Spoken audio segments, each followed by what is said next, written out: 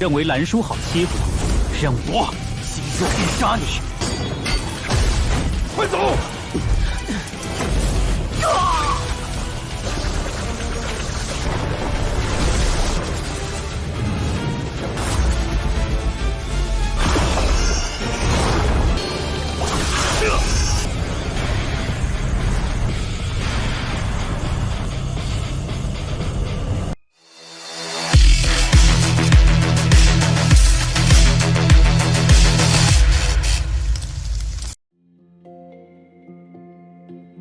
！Halo semuanya, selamat datang di Ruang Sinema. Bagaimana kabar kalian semua? Semoga selalu sehat dan baik-baik saja.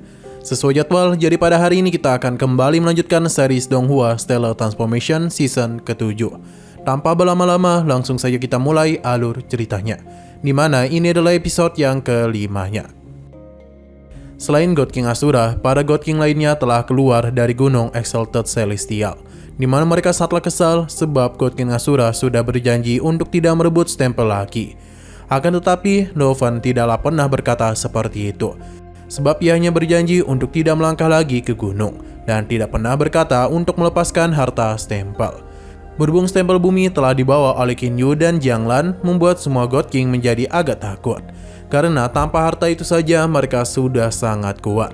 Dengan ditambahnya harta Exalted Celestial, maka mereka pasti akan menjadi lebih kuat. Sepertinya Qin Yu itu akan menjadi penguasa baru di alam dewa. Zhao dan Jiang Fan tentu tidak akan membiarkan hal tersebut. Karena itulah Zhao mengajak para God King lainnya untuk menyatukan semua kekuatan demi bisa mengepung kota tersebut. Nah begitu, Qin Yu pasti akan menyerahkan stempel bumi. Zhao setuju dengan rencana itu. Karena itulah Jiang Fan mengajak para God King lainnya untuk menyatukan semua kekuatan demi mengepung kota kabut. Dan begitulah Qin Yu pasti akan menyerahkan stempel bumi. Zhao setuju dengan rencana itu, begitu pula dengan para God King lainnya. Zhao menanyakan pendapat dari God King Asura, tapi beberapa God King tidak suka Lovan bergabung, karena sebelumnya dia telah menghabisi begitu banyak anggota mereka. Meskipun banyak yang tidak suka kepadanya, tapi Lovan dan senang hati menerima penawaran itu. Para God King tidaklah bisa menolaknya, karena demi bisa mengatasi Qin Yu, kekuatan dari God King Asura sangatlah mereka butuhkan. Lovan bertanya kepada Jiang Fan, karena pengepungan ini pasti akan melukai Jiang Lan dan Jiang Li. Jadi apakah ia tidak marah? Bagi Jiang Fan, siapapun yang berani menghalangi ambisinya, maka dia akan singkirkan.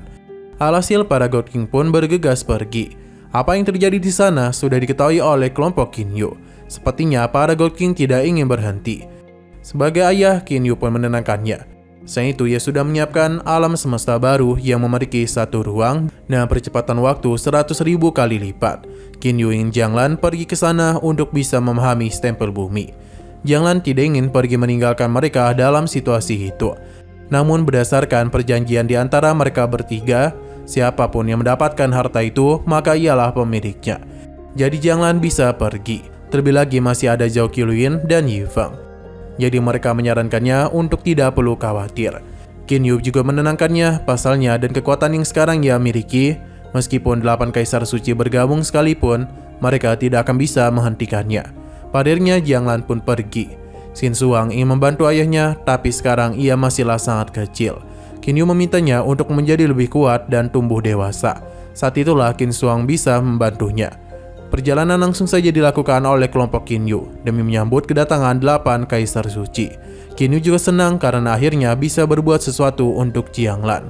Saat berada di sisi luar kota kabut, Qin Yu langsung saja membentuk formasi kuat demi bisa melindungi kota itu. Jikapun hal buruk terjadi, maka ia akan langsung memindahkan kota ini ke ruang alam semesta baru. Ia juga menyerahkan kota ini kepada Jiang Li.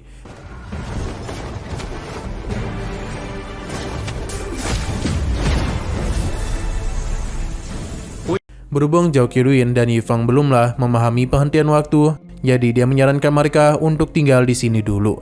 Terlebih lagi, kekuatan mereka masihlah belum pulih. Jika ada bahaya, maka Qin Yu baru meminta bantuan kepada mereka. Mereka paham dan meminta Qin Yu untuk tidak perlu khawatir terhadap kota kabut. Perjalanan langsung saja Qin Yu lakukan. Sudah saatnya bagi Qin Yu untuk memperlihatkan kepada 8 kaisar suci harga yang harus mereka bayar jika membuat dirinya murka. Kabut tebal seketika saja menutupi seluruh wilayah dari kota kabut, yang membuat para God King terkejut dan apa yang barusan terjadi. Jiang Fan mencoba untuk menggunakan kesadaran spiritualnya. Namun semua itu tidaklah bisa menembus kabut tersebut. Mereka penasaran dan apa yang kini Qin Yu lakukan. Namun di sini ada lebih dari 30 God King yang telah mengepung kota kabut. Jadi Joran hendak melakukan penyerangan. Tapi serangan itu justru berbalik ke arahnya. Untungnya Zhao segera melindunginya. Qin Yu penasaran apa yang akan mereka lakukan. Bahkan untuk bisa menembus kabutnya saja mereka tidaklah sanggup. Joran tidaklah takut kepadanya dan meminta Qin Yu untuk segera menyerahkan stempel bumi. Karena jika tidak mereka semua akan menghancurkan kota kabut. Pada akhirnya Qin Yu pun menampakkan dirinya. Ia bingung mengapa para God King itu tidak meminta Lao Fan untuk menyerahkan stempel langit. Sepertinya mereka itu mengira Jiang Lan dapat digertak dan mudah atau mengira ia mudah dikalahkan. Joran sangatlah marah kepadanya sebab Qin Yu telah menghabisi ayah dan paman keduanya. Karena itulah dia akan menghabisinya. Serangan coba dia lakukan namun Qin Yu jauh lebih kuat. Bahkan dalam satu kali serangan saja ia bisa dengan mudah menghancurkan harta miliknya. Zhao sekali lagi menyelamatkan Joran dan memintanya untuk segera pergi. Namun Qin Yu itu tidaklah mampu ia tahan dan pada akhirnya Joran pun harus menjadi korban. Melihat hal itu tentu saja membuat para God King menjadi sangat terkejut, begitu pula dengan Zhao Hao. Qin Yu menyarankan mereka untuk tidak gegabah, karena jika tidak mereka itu akan bernasib sama seperti Joran. 认为蓝叔好欺负，让我亲自必杀你！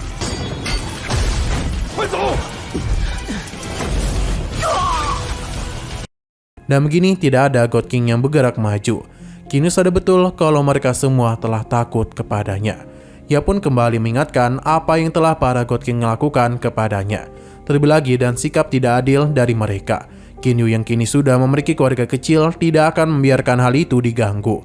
Jadi pada hari ini semua hutang mereka harus segera dibayar. Jiang Fan meminta untuk tidak percaya diri karena 8 kaisar sudah berada di sini. Karena itulah mereka langsung saja menggunakan kertas jati mereka dan membentuk sebuah formasi. Di mana sepertinya mereka yang menciptakan formasi besar untuk bisa mengalahkan Qin Yu. Bisa terlihat dengan jelas kalau formasi ini sudah berhasil mereka bentuk. Jiang Fan menyarankan Qin Yu untuk segera menyerahkan Jiang Lan, karena jika tidak ia sendirilah yang akan mati. Ancaman yang mereka berikan hanya membuat Qin Yu tertawa. Karena baginya apapun yang mereka lakukan itu hanya sia-sia saja.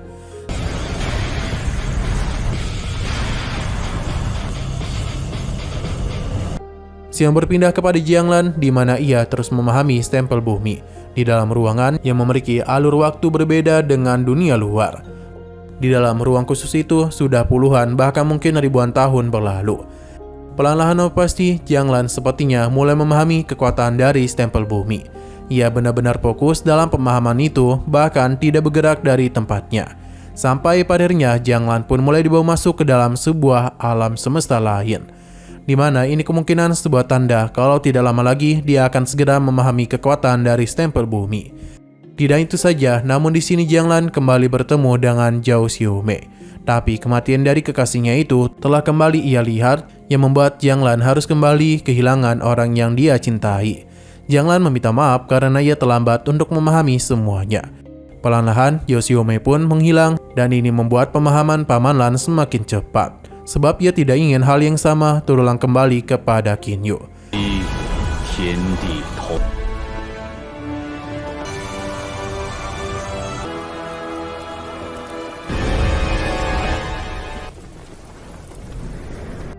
Berpindah ke sisi luar di mana serangan dari 8 kaisar suci sudah siap untuk menghantam Qin Yu. Namun di tengah semua itu, Jiang Lan akhirnya keluar dari pengasingan dan akan membantu Qin Yu, yang meminta untuk menyerahkan semua itu kepadanya. Para God King yang melihat kehadirannya meminta untuk segera menyerahkan stempel bumi.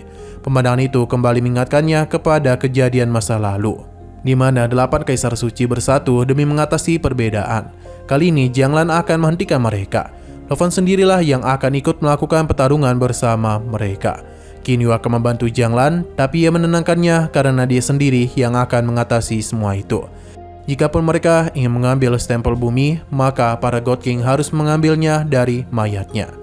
8 kaisar suci sudah menyiapkan formasi dan mereka akan menghabisi Jiang Lan demi bisa mengambil stempel bumi.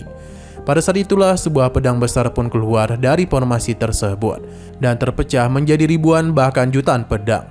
Semua itu hanya tertuju kepada Jiang Fan seorang diri. Sepertinya mereka semua tidaklah tahu kalau sekarang Jiang Fan telah sepenuhnya memahami stempel bumi.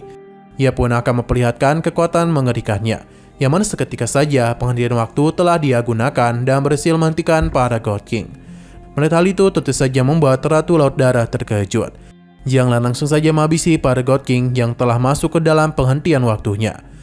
Sementara 8 kaisar lainnya berhasil membebaskan diri. Namun semua itu sudah terlambat karena banyak dari anggota mereka yang telah mati. Lo Fan kesal karena adiknya telah dihabisi. Ia pun mengamuk, namun Qin Yu segera menghentikannya. Karena bagaimanapun God King Asura akan dirinya hentikan sendiri. Penyerangan langsung saja ia lakukan, namun apapun yang Lo Fan lakukan, ia tak akan bisa menembus dinding penghalang Qin Yu.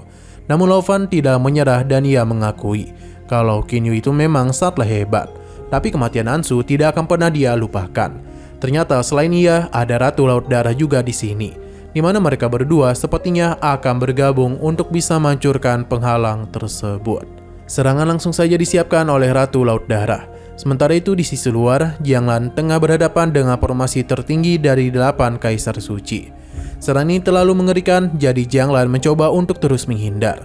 Para Kaisar Suci tahu betul kalau kekuatan Jiang Lan berada jauh di bawah Qin Yu. Jadi jika mereka mendapatkan kesempatan, maka mereka pasti akan menghabisinya. Tapi sampai sejauh ini, Jiang Lan masihlah bisa menghindari semua serangan. Dan jikapun serangan itu telah tertuju kepadanya, ia masih dapat mengatasinya. Zhao tidak akan membiarkan hal itu dan terus memberikan serangan kepadanya. Dan begitulah Jiang Lan pasti akan terdesak dalam serangan mereka.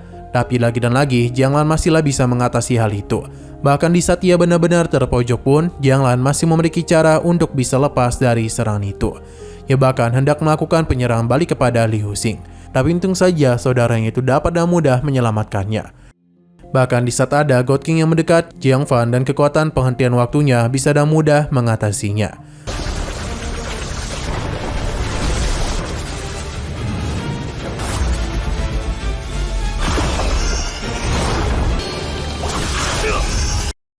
Namun serangan dari 8 Kaisar Suci masihlah belum berhenti.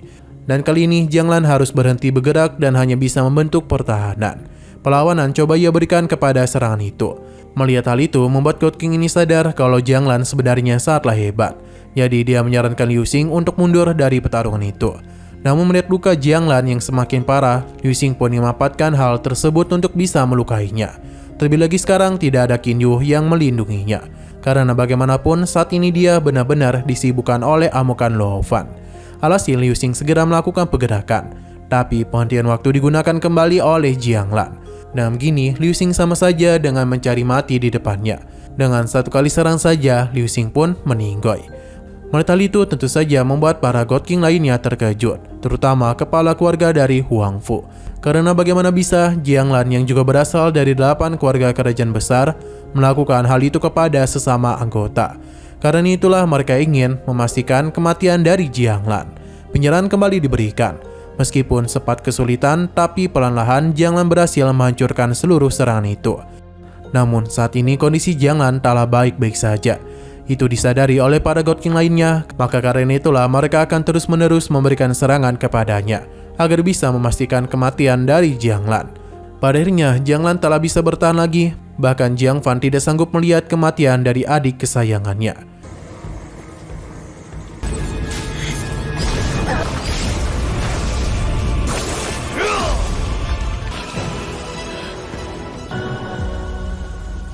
Namun sayang sekali lagi seru-serunya, episodenya harus bersambung dulu. Oke, sekian dulu pada video kali ini. Untuk video selanjutnya akan segera hadir.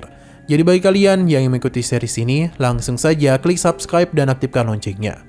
Terima kasih yang sudah menonton video sampai habis. Jika kalian suka pada video ini, klik like dan share ke teman-teman kalian tentang channel ini. Dan ditunggu aja kelanjutannya. Oke, sampai jumpa di video selanjutnya.